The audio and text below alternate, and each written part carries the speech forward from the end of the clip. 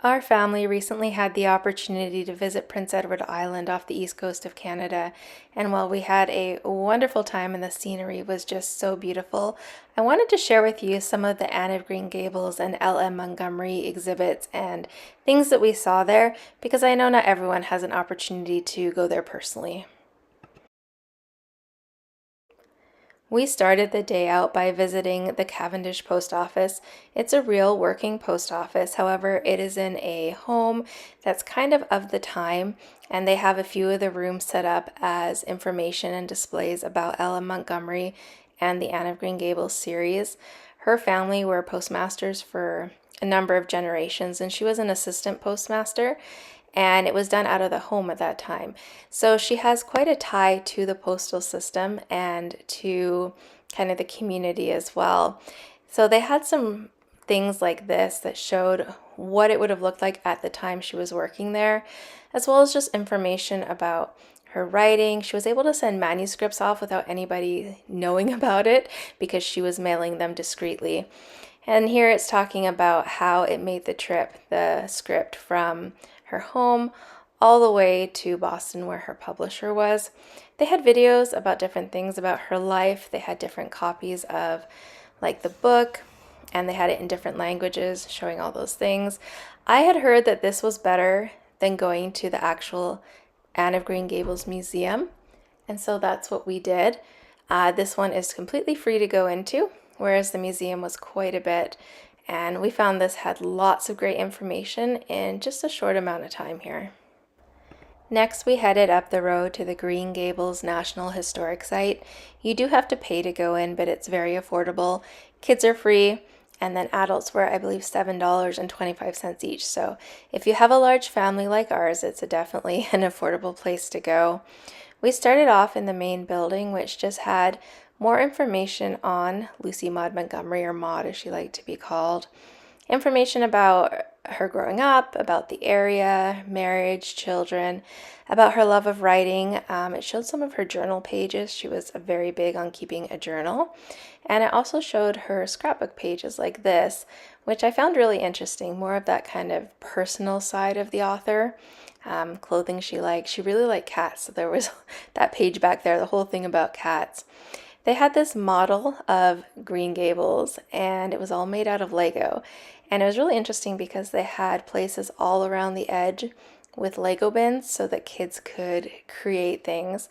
They had both the smaller Lego as well as the like Duplo, the larger Lego. So that was interesting for our kids. They had fun creating and putting these little villages together. The building is air conditioned, and there's like water fountains, places to fill your bottles, there's bathrooms, and it's all wheelchair accessible in this area. And then we continued looking through. They had information about actual Anne of Green Gables books, about how it was published, how it has become such a big phenomenon. They had different movies and pictures and illustrations, and then they had this section where they showed all the different languages that the book had been translated into, and it's kind of interesting just how big it's become. Next, we went out to the barn, and there was an area just, you can see the door on the right there, a silly boy playing around. They had like a cafe, very small. They had, I think, things like lemonade, coffee, and some small food items. We never actually went in there. This was interesting. They had, you could fill out what Anne of Green Gables meant to you, and it was really fun to read what people had left. They had, it looked like costume area on the left there, but nothing was there. I think maybe that's only in the summer they do that because we were there after the height of tourist season, which as you can see, there's quite a few people around, but definitely it was not that busy, which was a really good timing to go. It's still beautiful weather, but not quite as busy. So then we went out, we had a look. They have their own garden. It shows how it would have been set up at that time. So the house itself, well, it's the cousin's home. It's set up to be like Anne of Green Gables, so more of the story's characters. So in the story, the garden is a big deal, so they have the garden planted out here. It was beautiful landscaping. They had flowers and they had some places for people to sit.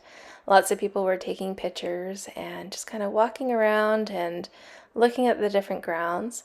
And then we went inside the house. And they have it so that you go through a certain walkway along the bottom floor, up some stairs, and then back down the stairs and outside. So you can't deviate from it. And this is definitely not wheelchair accessible because the stairs were quite steep. But again, it's set up like in the story Anne of Green Gables. Ella Montgomery was very specific in details about what the house was kind of like. And so they've taken that and they've made it look like that inside of this house.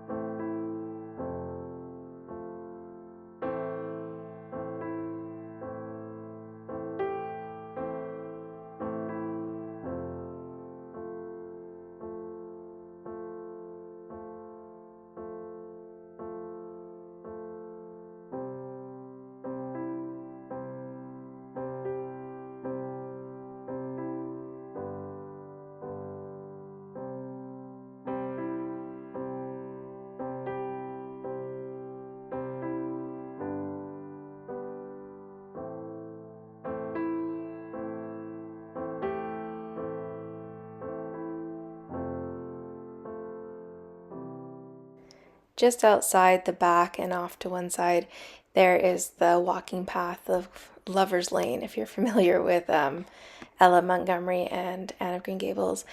And this was the place that Maud took the most pictures of throughout her life. And I found that really interesting.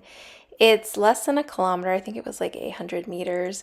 And it kind of went down and then it kind of turned and went up. And there was a bit of a climb, but not too much. And then there were stairs to walk down to rejoin the main path to go back again. It was a really beautiful place. I can see why she enjoyed it so much. And there was also little pictures and like sayings along the walkway, which was fun. Then we went to the other side of the house and we went through the Haunted Wood. Again, another name that she gave this area. This was an interesting one because the walk was farther, like you were walking towards where she used to live. And so this is how she would go back and forth between the houses. And again, there were these little like information boards. So this is where the school had been that she attended. It's no longer there, but that's the area.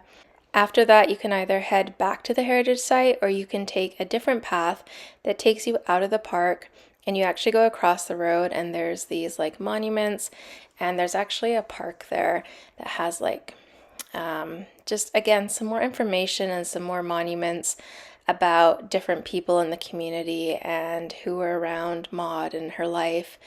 And they also have the playground for the kids and they have bathrooms. Every parent needs to know where the bathrooms are if they've got kids with them. They're right there.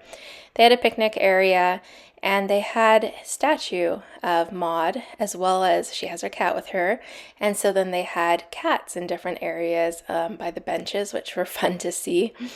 You could continue around behind the park to go see the place where her house was, which is where the Cavendish post office was. So we just kind of turned around, went back across the road to see her gravesite. It's very easy to find. They clearly have lots of visitors to it. But it was interesting to see the rest of the graveyard. There's like an older section and a newer section, but the names on them, on the headstones, are a lot of the same names that are in her book, or if you've read her biographies about her that were around her in her life. So I thought that was cool. Then we went back through the trail to the heritage site and we made a stop in the gift shop. Of course, the kids had fun there. Our last stop was Cavendish Cliffs, which is an area that Maud enjoyed going to. So we thought we would go check it out and we had a late picnic lunch there. We did go past her birthplace in New London, but we decided not to stop in just in the interest of time. PEI was absolutely stunning and we will be back for sure to explore some more.